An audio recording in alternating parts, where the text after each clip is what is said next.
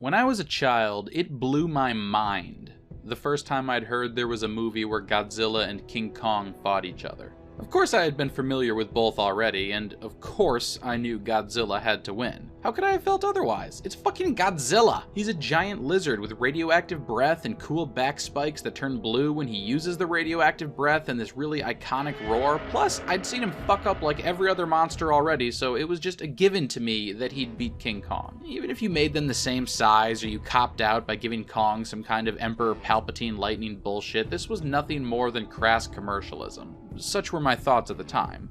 But I am no longer a child.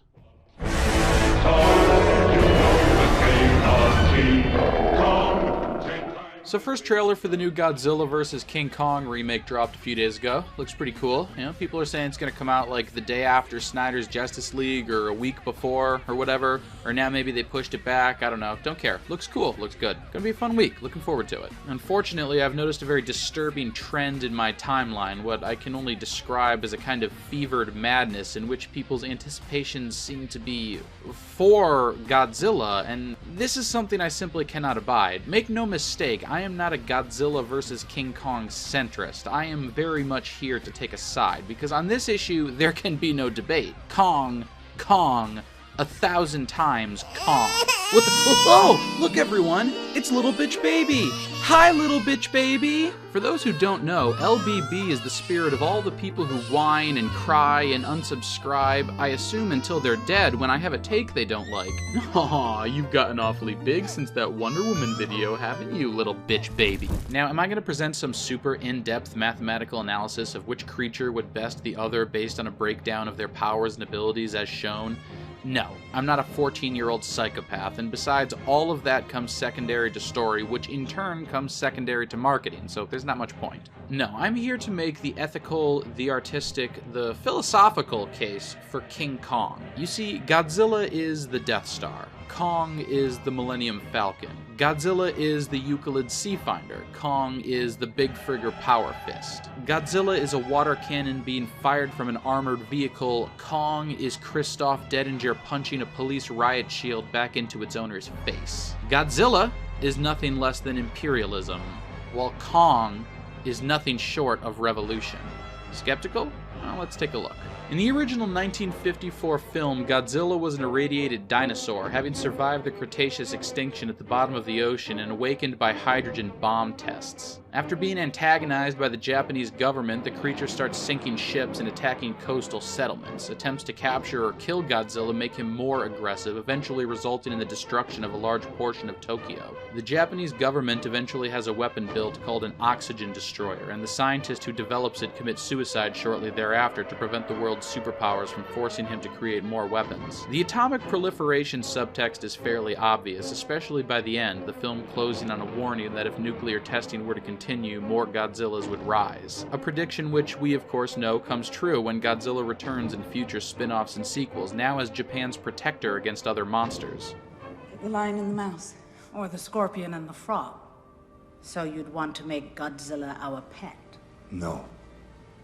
We would be his. So Godzilla is post-World War II America. Get it? A giant mutated atomic monster perpetually hopped up on destruction, but one which nonetheless maintains a kind of order in a world of other monsters which might be more harmful to Japan's interests. First destroying 2 civilian cities, and then turning around to defend and prop up a war criminal government and flagrant betrayal of wartime allies in China and the Philippines. It's pretty straightforward. Kong, by contrast, represents what, for lack of a better term, we'll call the Third World, the people and places exploited for their resources by America, Europe, and the former Soviet Union after the Second World War. In the original film, where Kong is most the monster, he represents a kind of caricature of parochial white America's racial fetishes and anxieties. This is something later commented on in the 2005 adaptation. In my experience, people only go to these films to observe the undraped form of the native girls. Sort of.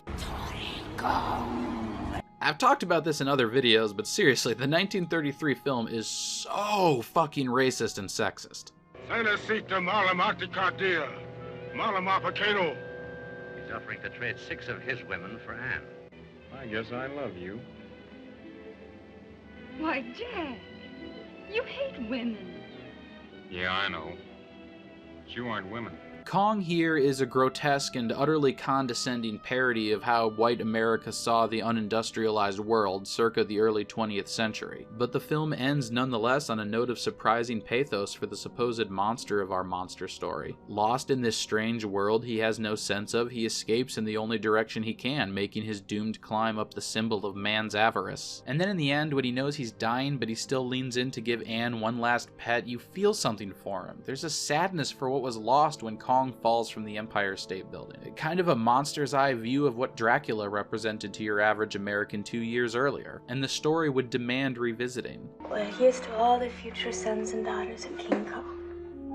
The first remake in 1976 has the crew visiting Skull Island not to film a movie but to secure its natural resources. The stand-in for Carl Denham is an oil executive, and Jack is a college student studying primate paleontology who stows away on the voyage, with Jessica Lange as our female lead playing the survivor of a yacht wreck they pick up along the way. And while I can't say this version is any less sexist than the original, the film itself has done a complete 180 on American meddling in the sorts of places Skull Island was supposed to be based on, going so far as to implicitly compare energy extraction in the developing world with Spanish conquistadores landing on the American continent. I always wondered how Cortez felt when he first saw the Inca treasure. Actually, it wasn't Cortez. It was Pizarro, and he died busted, Fred. This kind of thing is always such a joy to me, when an idea accidentally stumbled upon in a work of art is more deliberately explored later by another storyteller in another form. Also, I cannot overstate how horny this movie is. I mean, that was part of the original too, but here they essentially took that dial and just turned it until it snapped right the fuck off. Like, there are so many extended sequences where Kong is pulling off Dawn's clothes or rubbing her with his fingers, and there's this one scene where she's running and trips and falls in mud, so he washes her off under a waterfall, then blows her dry with his fucking mouth. It's so creepy and so good.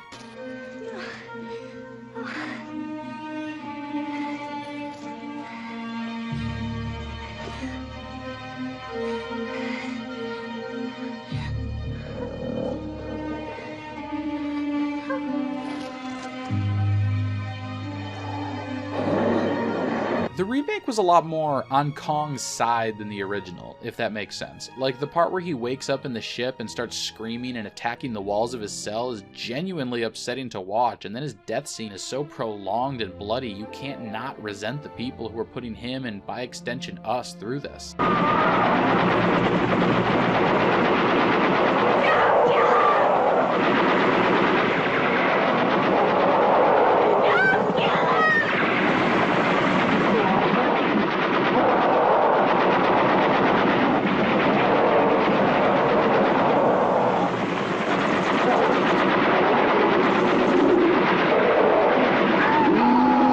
The next proper remake comes in 2005. This was the one Peter Jackson did fresh off Lord of the Rings, which is probably why he essentially turned the natives of Skull Island into orcs, and this is also where we see Kong both at his most simian and at his most human. There's something almost transcendent about the way Kong changes through each epoch, and more than anything else, the 2005 version is all about this idea of fiction and reality melding through the medium of performative art. The actors swinging in on a rope and hip-firing a machine gun to save the day like an action star after some writer calls him a coward, the meta-commentary on the original film and how it shaped Hollywood, the titular character having finally become realized as an actual character, and that's not even getting into the Andy Serkis of it all. Writing a stage comedy? I'm writing it for you. What's interesting here is that by 2005, Kong has become his most relatable to us specifically because he's at his most ape-like, the most like an actual gorilla. This is the one, I think, where we most directly see ourselves in Kong. We're all apes, and we ascended from the perils of nature not because we were the strongest or the meanest or had the most capable bodies, but by our willingness to sacrifice and put ourselves on the line for each other. Kong tells us that our strength as a species is our compassion for one another. This is most poignantly expressed here, where Kong squares off with the T-Rex, an older, colder, and entirely more crude form of intelligence. The first time we see it, it's devouring another reptile. And when others attack during the fight, they're not trying to back each other up against Kong, they're all just trying to eat Anne. Kong is the only one fighting for another. Two primates, the ones whose ancestors burrowed underground while the dinosaurs were dying, formed bonds in the dark, learned the utilitarian purpose purpose of snuggling, developed more sophisticated forms of interpersonal connection that traveled down through all their branching descendants until we have us.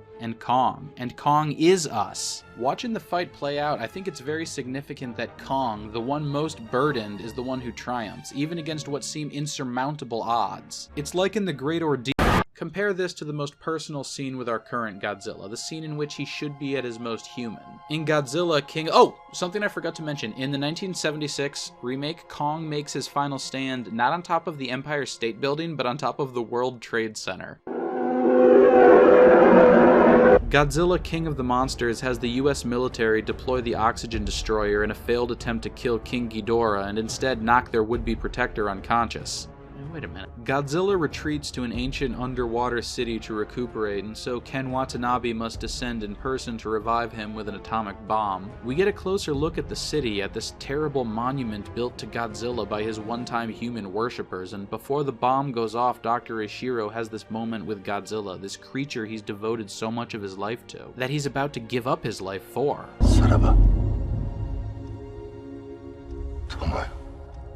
There's open affection in his eyes when he reaches out to lay his hand on what he calls his old friend, but it's not a sentiment Godzilla can return. He looks back and there's a kind of acknowledgement in his regard and awareness of another creature before him, but there's no kinship to it. There can't be. Compare Godzilla's temple, brutal and cyclopean, so clearly the labor of fear and awe more than love, with the natives' temple from Kong's Skull Island. Incidentally, this is the first version of the story where the natives aren't depicted as this horribly racist caricature. They're still a completely alien culture we have no precedent for, and if you really look at them, I'm sure you could say they're problematic in some way, but they're not depicted as these subhuman monsters, something to be feared and eventually overcome, cowed and awed by the might of Western technology. No crime, no personal property. They're past all that. Their tributes to Kong don't come in the form of human sacrifice. They're not carved from stone in a cavern of roiling magma. They're labors of love. Small, personal things that take time and attention to detail to pull off, made to appreciate, not to awe or appease. They live at peace with nature here. They're not afraid of Kong. They rely on him. In all previous incarnations of the story, the natives are described as having inherited their wall from a greater, more advanced civilization. Now they're the ones who are beyond the scope of our understanding. They're the natural, eventual extension of the way of life humanity begins adopting by the end of the next film in the franchise, a symbiotic relation with the Titans that sees us return to a more harmonious state with nature. The crew comes to Skull Island this time not for natural resources or to film a movie, but literally looking for underground caverns that might be filled with more marketable creatures. It's called the Hollow Earth Theory. Randa hired me because I wrote a paper. Researchers show up with a US military escort blaring rock and roll music, dropping seismic charges, and just generally making a giant mess of things. When Kong appears like a wrathful god and starts trashing their helicopters, we immediately recognize him as the hero. This is his home. We're just guests here. Well, you don't go into someone's house and start dropping bombs unless you're picking a fight. The film is brutal with these guys, killing them at random, denying them heroic sacrifices. In every artistic sense, this should be Kong's moment of ascent. But something about it feels off, doesn't it? Kong is too big. Unnaturally so. Even in the primordial world of Skull Island, he towers beyond all scope and reason. It brings to mind strange questions about the ecosystem. What does he eat? Does he have enough space? How was there ever more than one of him on that island? He's bloated up like a factory chicken beyond any rational proportion. Also, he can fight Godzilla and a Pacific Rim robot and Cthulhu and who knows what else in the future of the extended universe.